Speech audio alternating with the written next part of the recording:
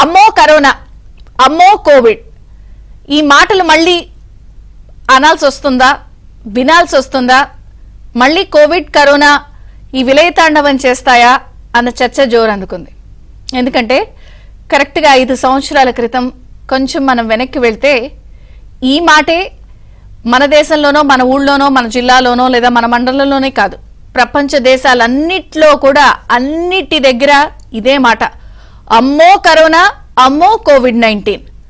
అసలు ఎంత విలయతాండవం చేసిందంటే, ఇది ఎంత మరణ మృదంగా సృష్టించిందంటే జనాలు పిట్టల్లా రాలిపోయారు. ఆర్థిక వ్యవస్థ కుప్పకూలిపోయింది. అసలు ఏం జరుగుతుందో, ముందు మనిషి బ్రతికితే చాలు, తర్వాత సంగతి తర్వాత దేవుడెరుగు.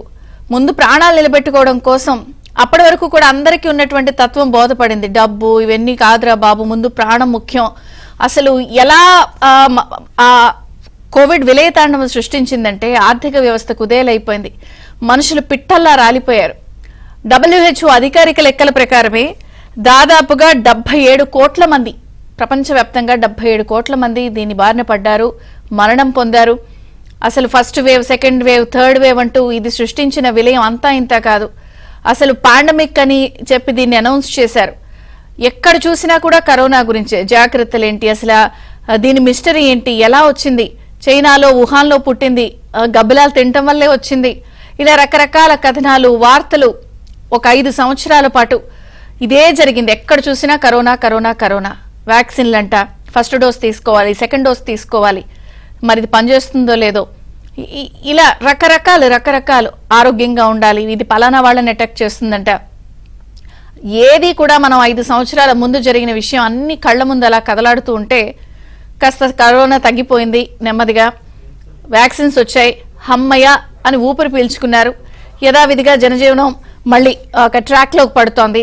కొంత ఇప్పుడిప్పుడే ఆర్థిక వ్యవస్థ కుదేలైపోయింది కూడా, చక్కబెట్టే ప్రయత్నాలన్నీ చేస్తున్న టైంలో 5 సంవత్సరాలు అట్లా గడిచిపోయాయి.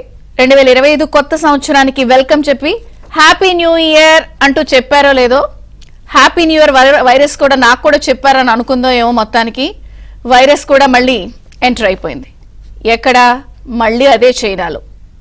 దాని పేరే HMPV, హ్యూమన్ మెటాప్ న్యూమో వైరస్ అంటున్నారు దీన్ని, అంటే HMPV అంటున్నారు. అలాగే మైకోప్లాస్మా న్యూమోనియా అని, ఇది కూడా కోవిడ్-19 మల్టిపుల్ వైరస్ లాంటిదే ఇది కూడా అని. అసలు ఇది ఒక రకంగా 2001లో డచ్లో పరిశోధకులు చిన్నపిల్లల మీద చేసినటువంటి పరిశోధనల్లో కనుక్కున్నారు. కొత్త వైరస్ ఏం కాదు, పాతదేని కొంతమంది 6 దశాబ్దాల క్రితమే దీన్ని కనుక్కున్నారని. అయితే ఇది ప్రస్తుతం ఎంత ఇబ్బందిగా ఉంది అంటే, ఒక ట్విట్టర్ ఓపెన్ చేసిన, ఎక్స్ ఓపెన్ చేసినా, లేదా ఎటువంటి సోషల్ మీడియా ప్లాట్ఫామ్స్ ఓపెన్ చేసినా కూడా ఈ HMPV విజృంభణ, ఈ HMPV వైరస్ గురించే విపరీతమైన చర్చ, విపరీతమైన పోస్టులు. అసలు చైనా అయితే హెల్త్ ఎమర్జెన్సీ ప్రకటించేసిందని వార్తలు వస్తున్నాయి.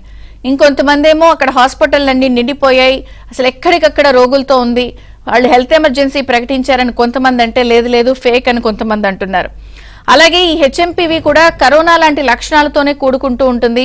జలుబు, దగ్గు, జ్వరంతో ఉంటుంది. ఇది 3 రోజుల నుంచి 5 రోజుల మధ్యలో కూడా ఒకరి నుంచి ఒకరికి సంక్రమించే అవకాశం ఉంది. మళ్ళీ సేమ్ కరోనా లాగే ఉంటుంది కాబట్టి ఎవరు కూడా రద్దీగా ఉన్న ప్రాంతాల్లో వెళ్ళొద్దు, మాస్క్ ధరించండి, కాస్త వేడి ఆహార పదార్థాలు తినండి, మళ్ళీ చర్చ బిగిన్ అయిపోయింది. So asthma, obstructive pulmonary diseases, ఎవరికైతే ఊపిరితిత్తులకు సంబంధించిన వ్యాధులు ఉంటాయో వీళ్ళని తొందరగా అటాక్ చేస్తుంది. వృద్ధులు, పిల్లలు, కొంత రెసిస్టెన్స్ తక్కువ ఉన్న వాళ్ళకి దీని ఇబ్బంది ఎక్కువ ఉంటుంది అంటున్నారు. అంటే జస్ట్ అలా వచ్చిందో లేదో రకరకాల చర్చ. ఇది ఎంతవరకు వాస్తవం, మరి దీని ప్రభావం ఇండియాపై ఉంటుందా, లేదా ఇది చైనాకే పరిమితమా, లేదా దీన్ని మళ్ళీ కరోనా లాగా అంత సీరియస్ గా తీసుకోవాలా, అసలు HMPV అంటే ఏంటి, అసలు ఇప్పుడే రావాలా ఈ దిక్కుమాలిన వైరస్, ఇప్పుడిప్పుడే అందరూ చదువుకుంటున్నప్పుడు మరి ఈ దిక్కుమాలిన వైరస్ గురించి ఇంత ఆందోళన నిజంగా చెందాల్సిన అవసరం ఉందా? మరి చైనీస్ CDC వెబ్సైట్ కూడా దీని గురించి కొన్ని వివరాలు ఇస్తోంది కాబట్టి ఆందోళన చెందాల్సిన అవసరం ఉందని అంటున్నారు. నిజంగా ఈ కొత్త వైరస్ కలకలం సృష్టిస్తున్న వేళ, ఆసుపత్రులన్నీ కూడా మళ్లీ జనంతో చైనాలో నిండిపోతున్న వేళ, సోషల్ మీడియాలో విస్తృతంగా ప్రచారం జరుగుతున్న వేళ, మళ్ళీ ఇది అందరినీ ఏమన్నా ముంచేస్తుందా, చైనాను ముంచేస్తున్నట్టు మళ్ళీ అందరినీ ఏమన్నా ముంచేస్తుందా? ఈ అంశాలన్నీ కూడా స్పెషలిస్టులు, డాక్టర్లు, పల్మనాలజిస్టులు, అలాగే అనలిస్టులతో కూడా బ్రేక్ తర్వాత ఈ మహమ్మారి నిజంగా మహమ్మారిగా టర్న్ అయ్యే అవకాశం ఉందా, దీని తీవ్రత ఎంత, ఆందోళన చెందాల్సిన పరిస్థితులేంటి, జాగ్రత్తలేంటి? Welcome back. చైనాలో కొత్త వైరస్ కలకలం సృష్టిస్తోంది. హెచ్ఎంపీవీ విజృంభిస్తున్న నేపథ్యంలో ఆసుపత్రుల నిండా జనం కిటకిటలాడిపోతున్నారు. ఇది మళ్లీ మహమ్మారిగా మారే అవకాశం ఉందా? ఇది కూడా కరోనా లాంటి లక్షణాలతోనే ఉంటుందంటున్నారు. దీని ప్రభావం భారతదేశంపై ఉంటుందా? ఏమైనా జాగ్రత్తలు తీసుకోవాలా? ఎంత సీరియస్ వైరస్ ఇది అన్ని చర్చిద్దాం. మనతో పాటు జాయిన్ అయ్యారు ప్రముఖ రాజకీయ అలాగే ఆర్థిక విశ్లేషకులు డాక్టర్ పుల్లారావు గారు, డాక్టర్ విష్ణురావు గారు, వీరపనేని శ్వాస హాస్పిటల్స్, డాక్టర్ ప్రభు కుమార్ గారు, senior physician, president Indian Medical Association Telangana, అలాగే fellow Commonwealth Medical Association United Kingdom. అందరికీ స్వాగతం అండి. డాక్టర్ ప్రభు కుమార్ గారు, మీతో ప్రారంభిస్తాను. అమ్మయ్య అయిపోయిందిలే అనుకునే టైంకి మళ్ళీ ఏదో కరోనా కోవిడ్ వచ్చేసింది. ఇది కూడా అలాంటిదే, సేమ్ లక్షణాలు అంటున్నారు. సోషల్ మీడియా ఓపెన్ చేసినా ఎక్కడ చూసినా దీని గురించే చర్చ, దీని గురించే వార్తలు, అంతా షేరింగ్స్ అవే. అప్పుడే నిన్న సాయంత్రం ఎవరో విన్నాను నేను, గుళ్ళో అప్పుడే ప్రత్యేక పూజలంట. ఏంటి అసలు ఇది అంత సీరియస్ వైరస్సా?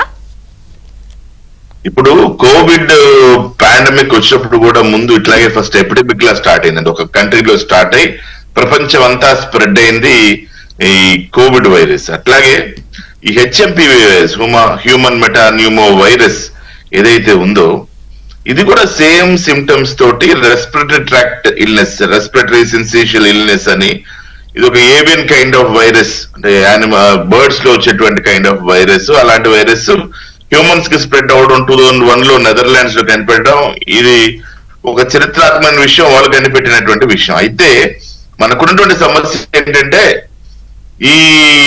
ఇలాంటి వైరస్ వచ్చినప్పుడు, ఇప్పుడు జనరల్ గా మీరు చూస్తే ఈ మామూలుగా వచ్చే ఇన్ఫ్లుయెన్జా వైరస్లు ఏవైతే ఉన్నాయో, ఈ రోజు మనం మన వ్యవస్థలో చూస్తున్నటువంటి ఈ సీజనల్ కోల్డ్ లో ఉన్నటువంటి ఇన్ఫ్లుయెన్జా వైరస్ కానివ్వండి, లేదు ఇతర వైరస్లు కానివ్వండి, ఏదైతే రెస్పిరేటరీ ట్రాక్ట్ పేరు లేని సినిమాలు అంటారు కదా, అలా పేరు లేని కొన్ని వైరస్లు ఉన్నాయి. ఈ ప్రపంచం అంతా కూడా బోల్డ్ వైరస్లు, బోల్డ్ బ్యాక్టీరియాలు మన చుట్టూ 24 గంటలు తిరుగుతూనే ఉంటాయి. మనం చేయని మైక్రోస్కోప్ లో పెడితే కుప్పల దెబ్బల వైరస్లు కనపడతా ఉంటాయి. ఈ నేపథ్యంలో ఏంటంటే మనకి గనక వైరస్లు, ఈ రెస్పిరేటరీ వైరస్లు ఇప్పుడు చూస్తున్నటువంటి మనం ఇన్ఫ్లుయెన్జా వైరస్ వేరు, మనం ఈ కోవిడ్ కి ముందు ఇప్పుడంతా ఇదివరకు బిఫోర్ క్రైస్ట్ ఆఫ్టర్ క్రైస్ట్ లాగా ఇప్పుడు బిఫోర్ కోవిడ్ ఆఫ్టర్ కోవిడ్ అయింది. ఆఫ్టర్ కోవిడ్ మనం గనక చూస్తే ఎలా ఉందంటే ప్రతి వైరస్, ఇదివరకు వైరస్ ఇన్ఫ్లుయెన్జా వైరస్ లో వస్తే ఒక వారంలో, ఇదివరకు మందులు వేసుకుంటే వారం రోజులు, మందులు వేసుకోకపోతే 1 వీక్ అనేవాళ్ళు. ఈ రోజు మందులు వేసుకున్నా వేసుకోకపోయినా 1 మంత్. కాకపోతే మందులు వేసుకుంటే బెనిఫిట్ ఏంటంటే సివియారిటీ ఆఫ్ ద ప్రాబ్లం తగ్గుతుందండి. చాలా మంది ఈ రోజు సోషల్ మీడియాలో ఓదరగొట్ట ఉపన్యాసాలు చెప్పే వాళ్ళు ఏమన్నారంటే, ఎందుకండి మందులు వేసుకోవడం, మందులు వేసుకోకపోతే 104, 105 డిగ్రీల టెంపరేచర్ వచ్చి కన్వల్షన్స్ వచ్చి బ్రెయిన్ స్ట్రోక్ వచ్చి పడిపోయేటువంటి అవకాశాలు ఉన్నాయి. కాబట్టి మేమిచ్చే మందులు, ఈ అలోపతిక్ మెడిసిన్స్ ఇవ్వడం వల్ల ఇవి కంట్రోల్ అవ్వబడతాయి. మీరు కంటిన్యూస్ గా 104 జ్వరం, 105 జ్వరంతో వణిగిపోకుండా, భయకంపితులు కాకుండా, లేదా యాంటీ అలర్జిక్ మెడిసిన్స్ అంటాం, యాంటీ ఇన్ఫ్లమేటరీ మెడిసిన్స్ అంటాం, ఇవి ఇవ్వడం వల్ల ఏంటంటే మీకు ఆ సివియారిటీ ఆఫ్ ద ప్రాబ్లం బాగా తగ్గుతుంది. అంటే విపరీతమైనటువంటి జ్వరం, విపరీతమైనటువంటి గొంతు నొప్పి, విపరీతమైనటువంటి ఒళ్ళు నొప్పులు, ఇవన్నీ లక్షణాలండి. ఈ హెచ్ఎంపీవీలు ఇవన్నీ లక్షణాలు. విపరీతమైన ఒళ్ళు నొప్పులు, లేకపోతే ఊపిరితిత్తుల్లో శ్వాస తీసుకోవడం కష్టం కావడం, ఊపిరితిత్తుల్లో నీరు చేయడం, నిమోనియా, వైరల్ నిమోనైటిస్ రావడం, ఇట్లాగా ఊపిరితిత్తుల్లో నీళ్లు రావడం, ఇలాగ అనేక రకమైనటువంటి సమస్యలు మనకు కనపడతా ఉంటాయి.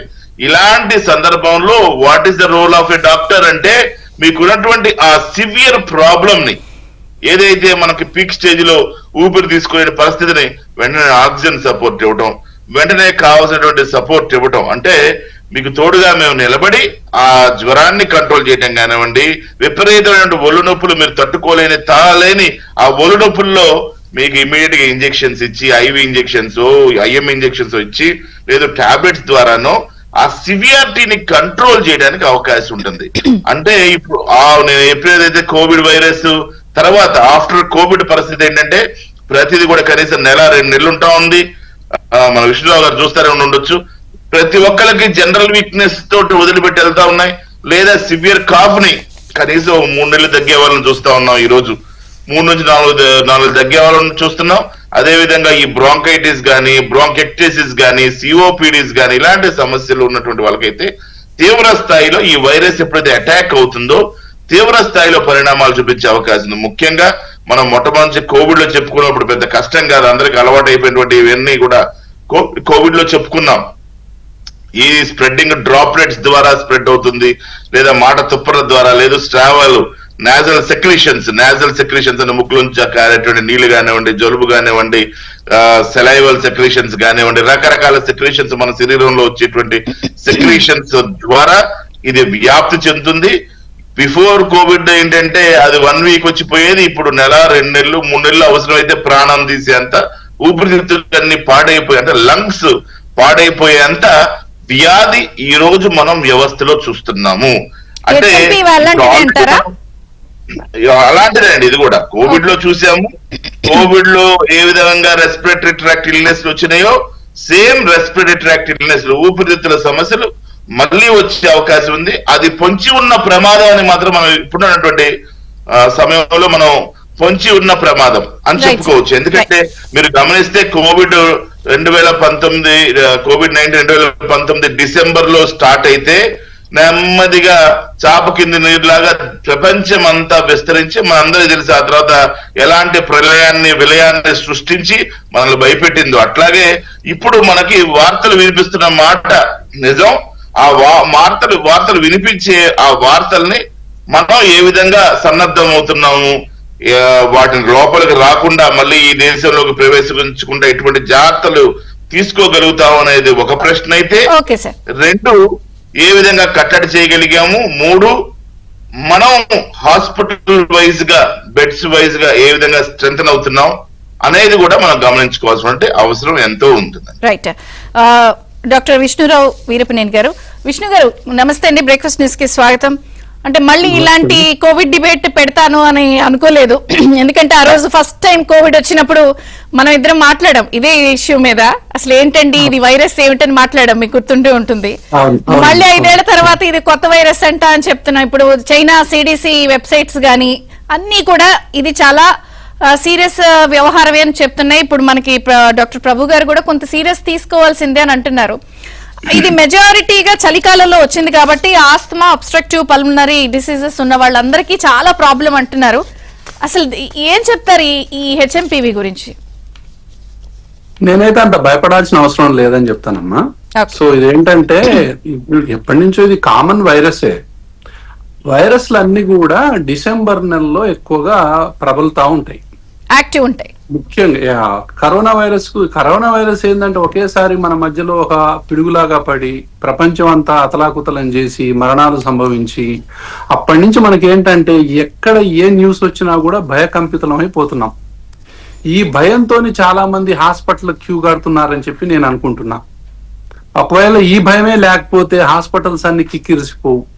హాస్పిటల్ పోవటానికి మీరు ఒకే 3 విషయాలు మనం తెలుసుకోవాలి. ఫస్ట్, మనం ఏదైనా వైరల్ ఇన్ఫెక్షన్ వచ్చింది, ఏదైనా జ్వరం వచ్చింది, అది వైరస్ కావచ్చు ఏదైనా కావచ్చు, వచ్చినప్పుడు మనం యాక్టివ్గా ఉన్నామా లేదా, మనం ఆకలి మంచిగా ఉందా లేదా, నిద్ర బాగుందా లేదా, అంత బాగానే ఉన్నామా లేదా అనేది చూసుకోవాలా. ఆకలి బాగుంది, నిద్ర బాగుంది, హుషారు బాగుంది, అన్ని బాగానే ఉంటే ఎమర్జెన్సీగా హాస్పిటల్కి పోవాల్సిన అవసరం అయితే లేదు. ఇది నెంబర్ 1. ఇంకోటి ఏంటంటే దీనికి కరోనాకు కొంచెం సారూప్యత ఉంది. అది కూడా అప్పర్ రెస్పిరేటరీ ట్రాక్ట్ ఇన్ఫెక్షనే, జలుబులాగా మొదలవుతుంది, దాని తర్వాత మెల్లగా ఫీవర్ వస్తుంది, తర్వాత ఒళ్ళు నొప్పులు వస్తాయి, ముఖ్యంగా గొంతు పచ్చి చేస్తుంది. దీనికి తేడా అనేది చిన్నపిల్లల్ని ఎక్కువగా ఎఫెక్ట్ చేస్తుంది, లెస్ దాన్ అండర్ 5. నేను పీడియాట్రిషియన్ కూడా కాబట్టి ఎక్కువగా చిన్నపిల్లల్ని కూడా దీన్ని ఎఫెక్ట్ చేసేటటువంటి అవకాశాలు దీనికి ఎక్కువగా ఉన్నాయి. ఆల్రెడీ ఎగ్జిస్టింగ్ ప్రాబ్లమ్స్ ఎవరికైతే ఉన్నాయో, అలర్జీ కానీ, ఆస్మా కానీ, సిఓపిడి కానీ, బ్రాంకియాక్టిసిస్ కానీ, లేకపోతే ఇమ్యునోసప్రెసివ్ డిజీజెస్ కానీ, ఎవరైతే స్టీరాయిడ్స్ మీద ఉన్నారో, ఎవరైతే ఆర్గాన్ ట్రాన్స్ప్లాంట్ చేయించుకున్నారో, ఎవరికైతే డయాబెటీస్ ఉందో, వీళ్ళందరికీ కూడా ఇది కొంచెం ముప్పుగా పరిణమించే అవకాశాలు ఎక్కువగా ఉన్నాయి. అయితే ఇది ముఖ్యంగా డిసెంబర్ నుంచి జూన్ నెల వరకు జనరల్ గా ఈ హెచ్ఎంపివి వైరస్ అనేది ఉంటుంది. దీంతో పాటు రెస్పిరేటరీ సిన్సిషియల్ వైరస్ అనేది కూడా ఈ 2 కామన్ గా ఉంటాయి.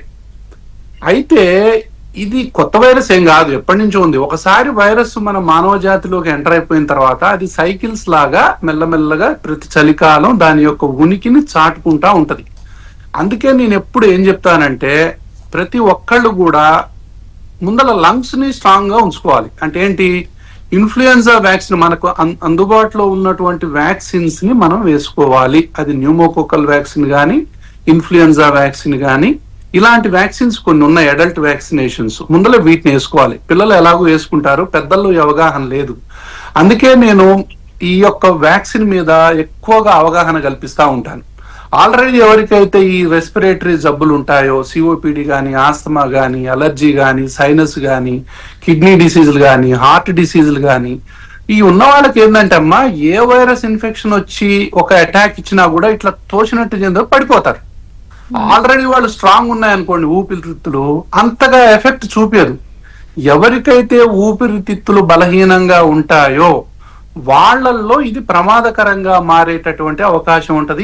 ఏ వయసు వాళ్ళన్నా సరే, ముఖ్యంగా under 5, under 12 years of children, తర్వాత మోర్ దాన్ 65 ఇయర్స్, ఇలా ఉన్న వాళ్ళల్లో ఎక్కువగా దీని యొక్క ప్రభావం ఉంటుంది.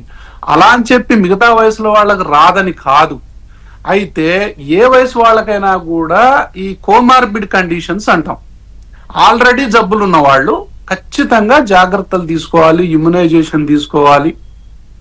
ముఖ్యంగా చలికాలం వచ్చేసరికి వాళ్ళు అంటే ఈ యొక్క ముఖ్యంగా ఎక్కడ వస్తుందంటే ఇది ఈ గుంపులోకి పోయినప్పుడు, బాగా ప్రయాణాలు చేసినప్పుడు, ఈ యొక్క ఎక్కడ పడితే అక్కడ చేతులు మనం టచ్ చేసి మళ్ళీ దాంతోనే ఇట్లా ఇట్లా అనుకునేటప్పుడు, ఈ కోవిడ్ అప్రోప్రియేట్ బిహేవియర్ అంటే వైరస్ అప్రోప్రియేట్ బిహేవియర్ ఇది ఎప్పటికీ మనకు ఉండాల్సిందే. ఒకసారి వైరస్ ప్రబలింది అంటే ఇది సేమ్ కరోనాకి ఏ జాగ్రత్తలు తీసుకోవాలో ఈ వైరస్ కూడా అదే జాగ్రత్తలు తీసుకోవాలి.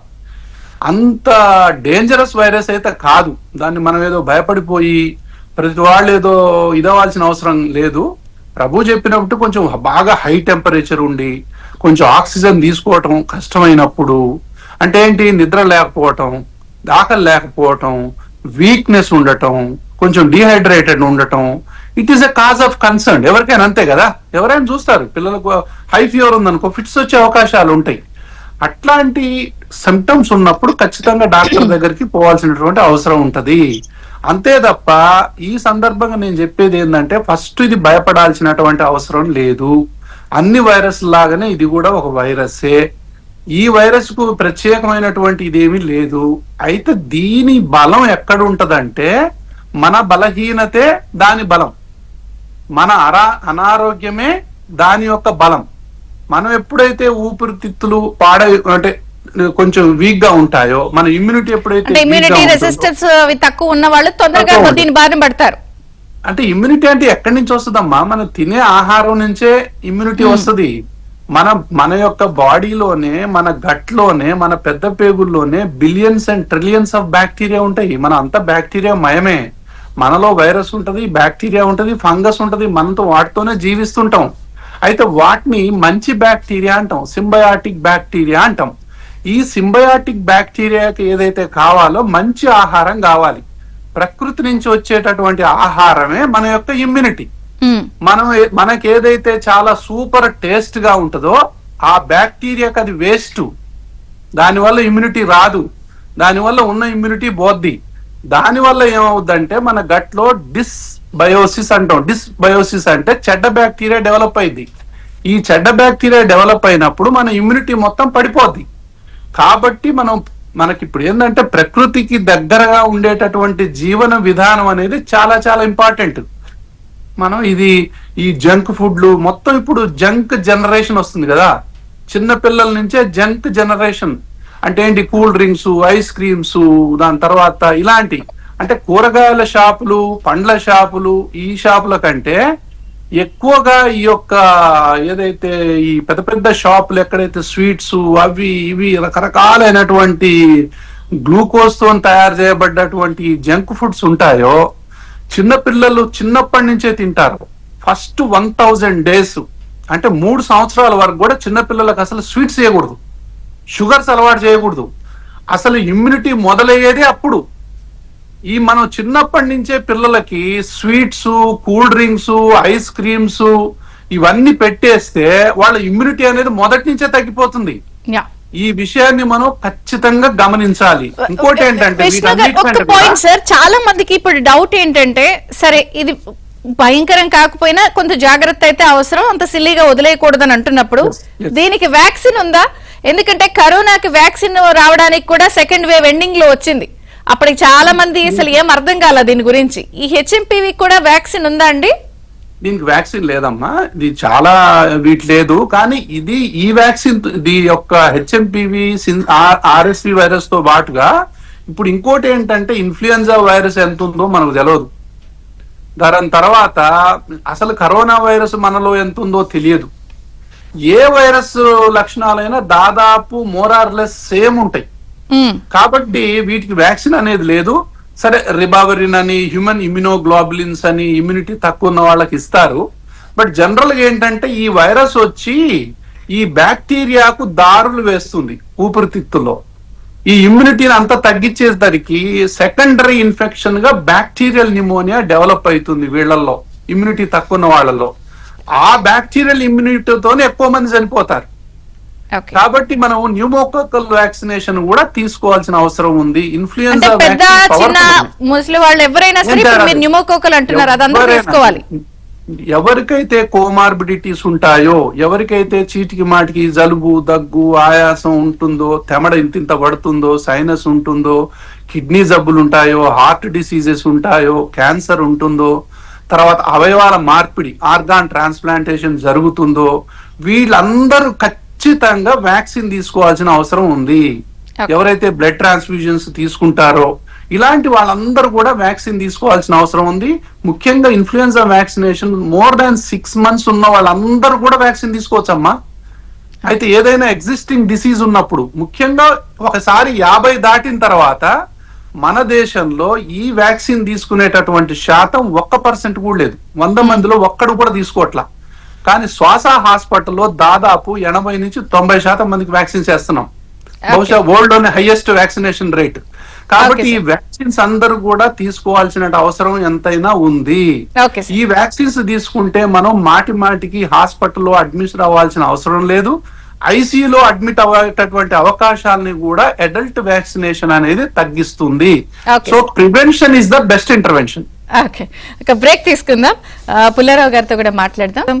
సరే, దీని తీవ్రత ఎంత, లక్షణాలు ఏంటి, ఆందోళన, ఇవన్నీ ఎక్స్పర్ట్స్, డాక్టర్స్ వాళ్ళిద్దరు చెప్పారు. కానీ నేను అందులోకి వెళ్లకుండా మిమ్మల్ని ఒకటే అంటున్నాను.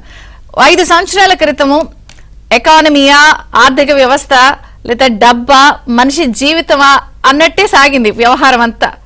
ఆఖరికి ఎండ్ ఆఫ్ ద డే జీవితమే ముఖ్యం, మిగిలినవన్నీ తర్వాత అనుకుంటున్నప్పుడు మళ్ళీ ఇప్పుడు అలాంటి సిచ్యుయేషన్ వచ్చే అవకాశం ఏమన్నా ఉందా? ఎందుకంటే ఇది కొత్త వైరస్, దీనికి మళ్ళీ వ్యాక్సిన్ లేదంటున్నారు.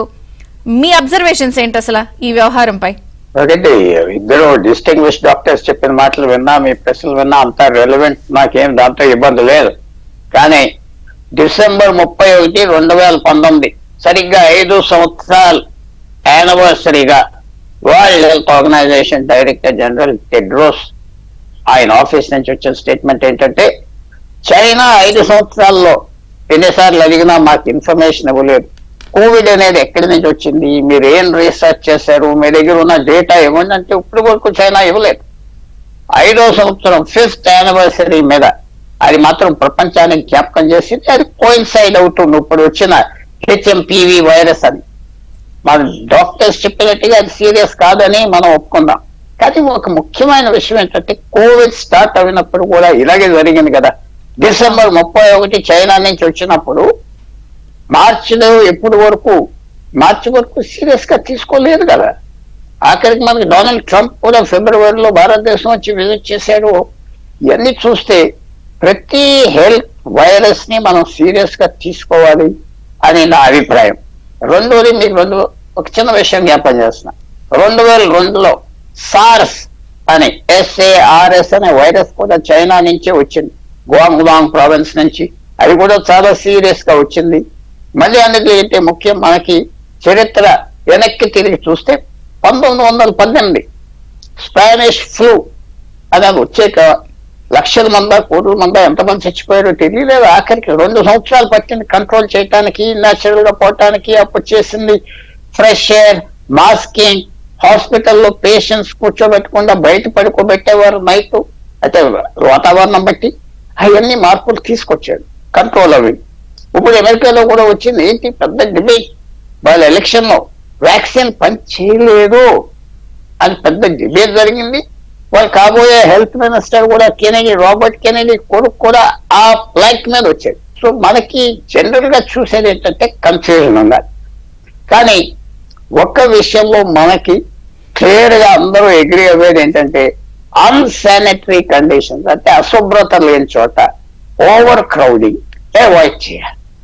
అన్నిటికంటే మోస్ట్ ఎఫెక్టివ్ ఇప్పుడు కూడా మన గవర్నమెంట్స్ లో కొద్దిగా లోటు ఉన్నదంటే సింపుల్ మాస్క్ వేసుకోవచ్చు కదా హాస్పిటల్, రైల్వే స్టేషన్ ట్రావెల్ చేసేటప్పుడు. అది కూడా ఇంకా ఏమీ పెట్టలేదు. అది ఫస్ట్ అండ్ ఫార్మోస్ట్.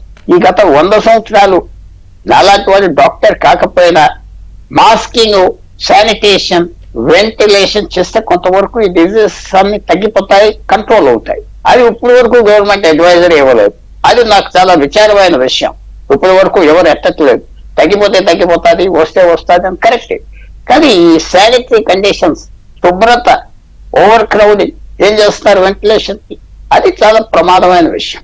ఇంకోటి మనం ఆలోచించవలసింది ఏంటంటే మనకి కోవిడ్ వచ్చి వెళ్ళిపోయింది కానీ మనం కనపడట్లేదు. సమాజంలో పూర్తిగా మార్పు వచ్చేసింది, చాలా మార్పు వచ్చింది. మైండ్ సెట్ లో మార్పు వచ్చింది ప్రజల్లో. పూర్వం ఉండే హైరార్కీ లేదు.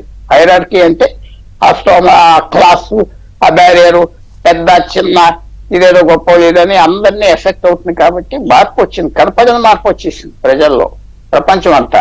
అది సబ్ కాన్షియస్ లో ఉంటుంది. అంటే మన రోజు మన ప్రవర్తనలో బయట కనపడదు, లోపల ఉన్నది మార్పు. ఈ పెద్దోళ్ళు కూడా చచ్చిపోయారు కదా, డబ్బు ఉన్నది అనుకున్నాం, వాడు చచ్చిపోయాడు, వీడు చచ్చిపోయాడు. ఇదంతా ఒక మీరు అనేది కోవిడ్ కూడా చిన్నగా ఇలాగే స్టార్ట్ అయ్యి తర్వాత పాండమిక్ అయినప్పుడు దీన్ని డోంట్ నెగ్లెక్ట్ అనేది మీ వర్షన్. ఇదే కూడా అంత తేలిగ్గా తీసుకోవద్దు. 100%. పుల్లారావు గారు ఒక్క విషయం చెప్పండి. అప్పుడు ఎప్పటికప్పుడు తెలియకుండా ఆన్ ప్రాసెస్ వచ్చిన అప్డేట్స్ ప్రకారం ఎక్కడికక్కడ నిర్ణయాలు తీసుకుంటూ వెళ్ళారు. ఇప్పుడు ఆల్రెడీ పాండమిక్ చూశారు, ఒకసారి ఒక ఫేస్ దాటి వచ్చినప్పుడు మళ్ళీ అలాంటి లక్షణాలతో ఉన్న ఒక కొత్త వైరస్ వస్తుందంటే ఇప్పటికిప్పుడు గవర్నమెంట్ ముందున్న ఆప్షన్స్ ఏంటి?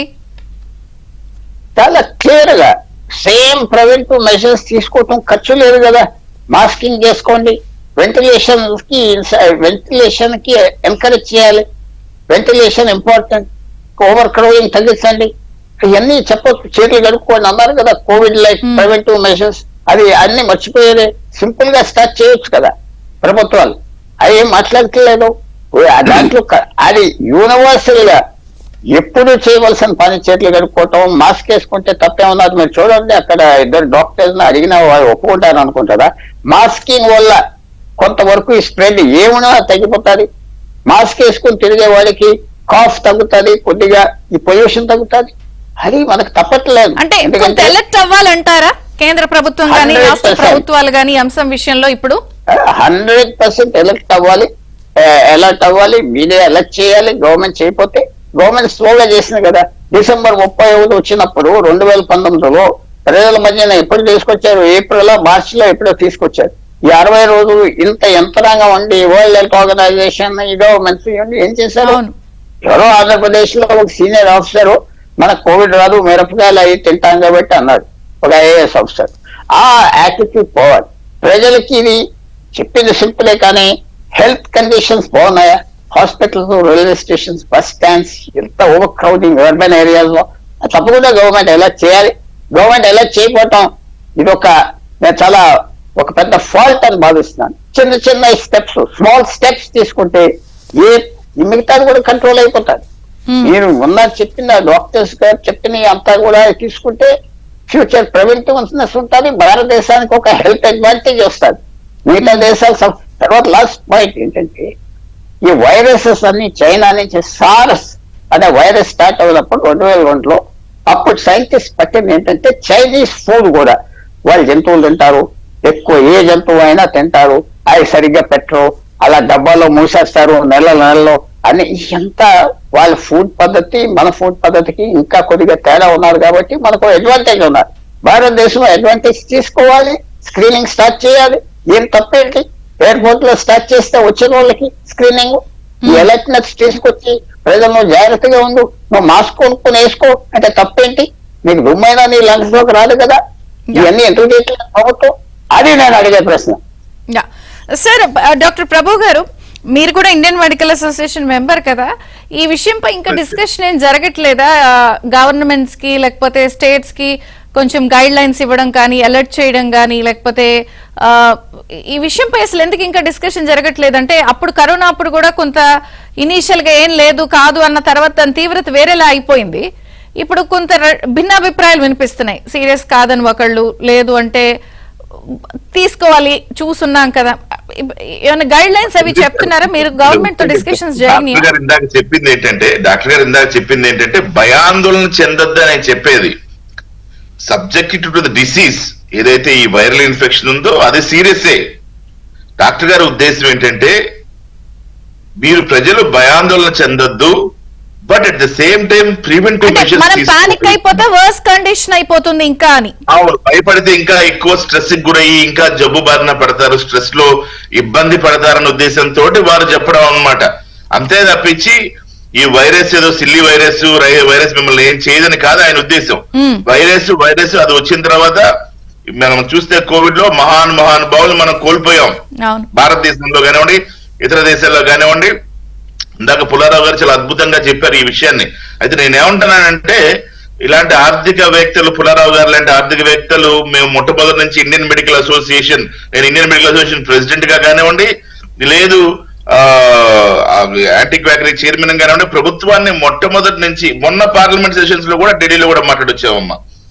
ఏమని చెప్తున్నామంటే, సింగిల్ డిజిట్ కాదండి మీరు భారతదేశంలో ఆరోగ్యానికి ఇవ్వాల్సింది, ప్రైమరీ హెల్త్ కేర్ సిస్టమ్ ని స్ట్రెంథెన్ చేయండి, అంటే గ్రామీణ వ్యవస్థలో ఉన్నటువంటి పిహెచ్సిల్ని మీరు బలోపేతం చేయండి అని మా కంఠశోషగా గత 15 ఏళ్లుగా నేను ప్రాక్టీస్ స్టార్ట్ చేసిన దగ్గర నుంచి, నేను టీవీలో నా ప్రస్థానం స్టార్ట్ చేసిన దగ్గర నుంచి ఆల్మోస్ట్ 15-20 ఏళ్ళు అవుతుందమ్మా టీవీలో మాట్లాడటం. నేను టీవీలో మాట్లాడటం కానివ్వండి, అనేక మాధ్యమాల్లో మాట్లాడటం కానివ్వండి, పేపర్ అన్నిట్లో ఇవ్వడం కానివ్వండి, ఇలా పుల్లారావు గారు నేను తర్వాత అనేక సందర్భాల్లో మాట్లాడటం కానివ్వండి. నేను చెప్తున్నాను, మొట్టమొదటి నుంచి ఇండియన్ మెడికల్ అసోసియేషన్ కూడా దీన్ని ప్రస్తావిస్తూనే ఉంది. You should not give single digit in the budget. Health care కి మనం ఇచ్చేదమ్మా బడ్జెట్ సింగిల్ డిజిట్ బడ్జెట్. మీరు చూడండి, ఇది వరకు రాజశేఖర్ గారి ప్రభుత్వంలో ఆరోగ్యశ్రీని తీసుకొచ్చి ఒక వరవడిని తీసుకొచ్చి పేద ప్రజలందరికీ మంచి ఆరోగ్యం, దానిలో ఉన్నటువంటి నెగిటివ్ ఎఫెక్ట్స్ తీసేయండి. కార్పొరేట్ వ్యవస్థ కొంతమంది తీసేస్తే పేద ప్రజలు మాత్రం బెనిఫిట్ పొందారు. అదే విధంగా నేను గవర్నమెంట్ లో కూడా మన టీవీ ఛానల్ ద్వారా, మాధ్యమం ద్వారా కూడా నేను చెప్పేది ఏంటంటే, ముందు ఆర్థిక వ్యవస్థలో సంస్కరణలు తీసుకురావాల్సిన అవసరం ఉంది. దాంట్లో సింగిల్ డిజిట్ కాకుండా డబుల్ డిజిట్ ఆరోగ్యం కోసం కేటాయించినటువంటి ప్రభుత్వాలు అద్భుతంగా ప్రజల ఆరోగ్యాన్ని కాపాడు. ఎందుకంటే health is the responsibility of the state, health and education of the responsibility of the state. కాబట్టి వాళ్ళ బాధ్యత అది, పౌరుల యొక్క ఆరోగ్యాన్ని చూడాల్సిన బాధ్యత ప్రభుత్వాలపై. అంటే ఇప్పుడు ఇమీడియట్ గా బాధ్యత అంటున్నారు కాబట్టి ఎంట్రీ పాయింట్స్ ఎక్కడెక్కడ ఉంటాయో, అంటే ఎయిర్పోర్ట్స్ గానీ లేకపోతే అదర్ కంట్రీస్ ఇమీడియట్ గా ఏదైతే మినిస్టర్ ఆఫ్ ఎక్స్టర్నల్ అఫైర్స్ ఉందో, మినిస్టర్ ఆఫ్ హెల్త్ ఉందో, వీళ్ళు ఇమీడియట్ గా కట్టడి చేయాల్సింది. అందుకని మొట్టమొదటి ఓపెన్ కట్టడి చేయాలని చెప్పాను. కంపల్సరీ కట్టడి చేయాల్సినటువంటి బాధ్యత ప్రభుత్వాల పైన ఉంది. ఎందుకంటే వైరస్ ట్రావెలింగ్ ఫాస్ట్ కాబట్టి కనీసం కొంతన్న ఒక పర్సన్ తీసుకొస్తే ఒక 1 లక్షల మందికి 1000 మందికి ఆ వైరస్ స్ప్రెడ్ అయ్యేటువంటి అవకాశం ఉంది. కాబట్టి నేనేమంటానంటే, కనీసం వాటర్ పోర్ట్స్, సీ పోర్ట్స్, తర్వాత ఎయిర్పోర్ట్స్, వీటన్నిటిలో కూడా స్క్రీనింగ్ మెథడాలజీ తీసుకొచ్చి ఇమీడియట్ గా వీటి మీద ఎఫెక్టివ్నెస్ తీసుకురావాల్సినటువంటి, ఎఫెక్టివ్ గా కట్టడి చేయాల్సిన అవసరం ఒకటైతే.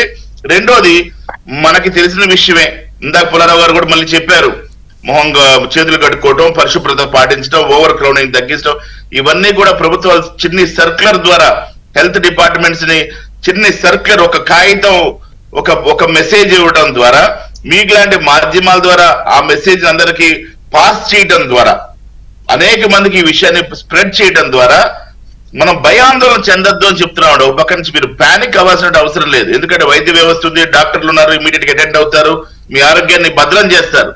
అట్ ద సేమ్ టైం ప్రభుత్వాలు కూడా ప్రజల్లో ఈ విషయం మీద పూర్తి అవగాహన తీసుకొచ్చి ప్రజల్లో పూర్తిగా మీరు భయాందోళన చెందొద్దు, కానీ జాగ్రత్తలు మాత్రం తీసుకోండి. ఇమీడియట్ గా మనం ఎన్నో సార్లు చెప్పాలండి, ఒక విషయం ప్రజల్లోకి పూర్తిగా గ్రామీణ స్థాయి, ఎందుకంటే we are billions and billions of population. మన చిన్న దేశం కాదు, పెద్ద ప్రపంచం మంది. భారతదేశం ఒకటే అతి పెద్ద ప్రపంచం మంది, అతిపెద్ద దేశం మంది.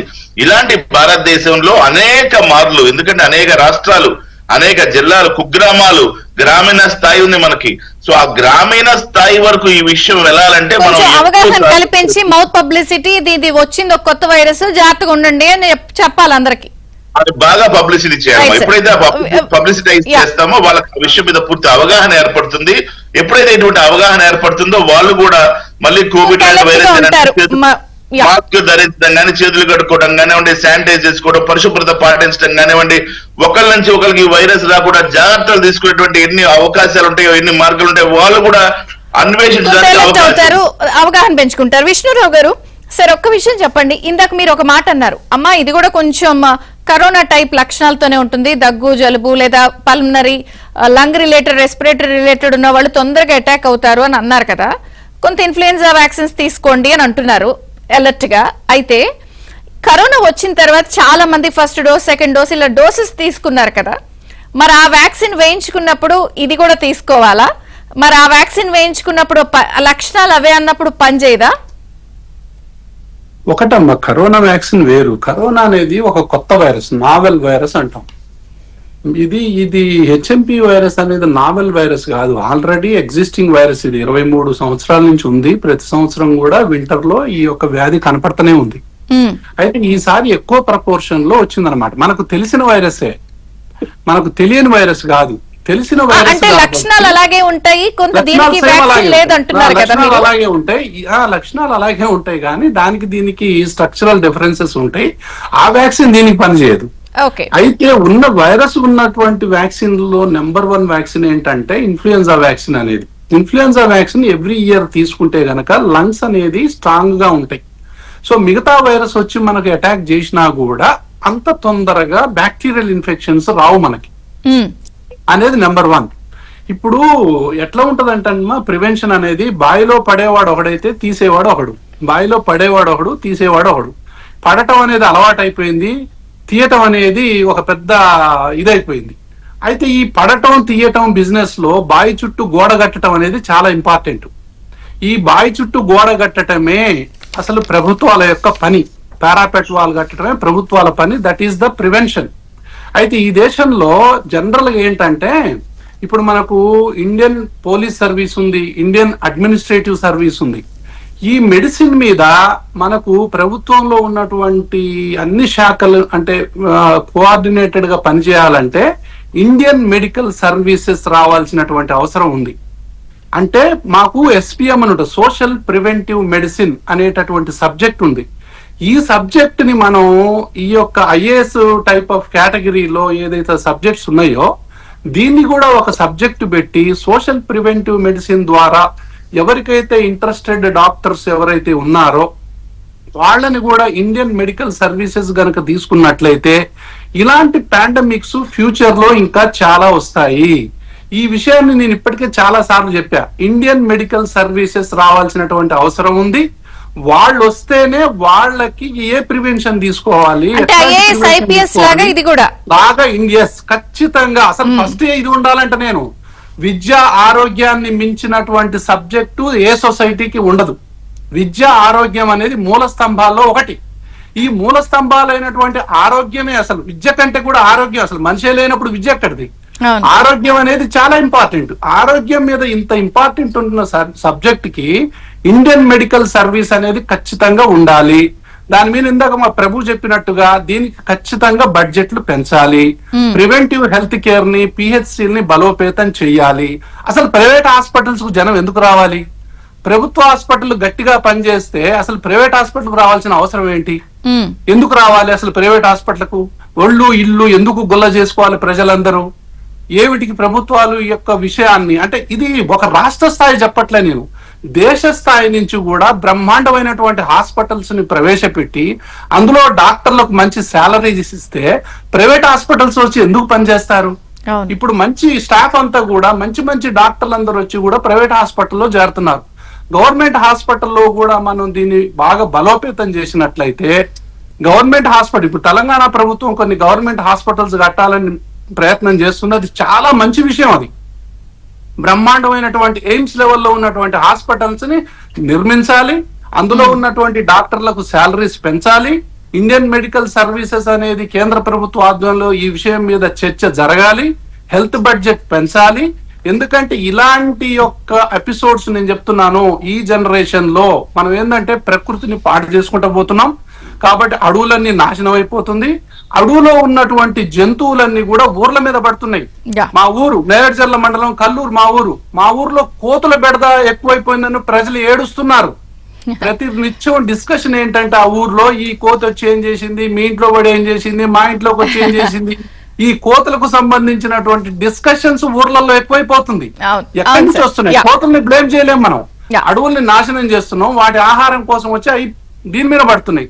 అసలు ఈ వైరస్లన్నీ మానవ జాతిలోకి ఎట్లా ఎంటర్ అవుతాయంటే, మనం పోయి అడవుల్లో గనక ఈ యొక్క వేటాడి వాటిని ముట్టుకొని వాటిని యొక్క అది మనం ఎనిమల్స్ ని టచ్ చేసినప్పుడు ఆ వైరస్ వచ్చి మనం కళ్ళు దుడుచుకున్నప్పుడు, ముక్కు దుడుచుకున్నప్పుడు ఆ వైరసే మనలోకి ఎంటర్ అవుతుంది. జంతువుల నుంచి గానీ బర్డ్స్ నుంచి గానీ మనకి ఎంటర్ అయ్యి ఇది ఒక కొత్త వైరస్ గా తయారయ్యి ఒక్కడి నుంచి కోట్ల మందికి వ్యాపిస్తుంది. ఒక్కడి నుంచి కోట్ల మందికి. ఆ ఒక్కడు పోయి ఇంట్లో అంటిస్తే, ఆ ఇంట్లో వాడు పక్కింటికి అంటిస్తే, మార్కెట్ పోయి ఒక చైన్ రియాక్షన్ లాగా ప్రపంచం అంతా అంటుకుంటుంది. కాబట్టి మొత్తం నేనేం చెప్తానంటే, నేను జాగ్రత్తగా ఉండండి, భయపడొద్దు. జాగ్రత్త, అలర్ట్ అనేది చాలా ఇంపార్టెంట్, అవేర్నెస్ అనేది చాలా ఇంపార్టెంట్. కోవిడ్ లో చాలా మంది భయంతో చచ్చిపోయారు. ఇప్పటికైనా ఒకటే మాట చెప్తాను నేను, భయపడే హాస్పిటల్స్ అన్ని కనుక ఫిల్ అయితే సపోర్ట్ చేసే కెపాసిటీ మనకు లేదు.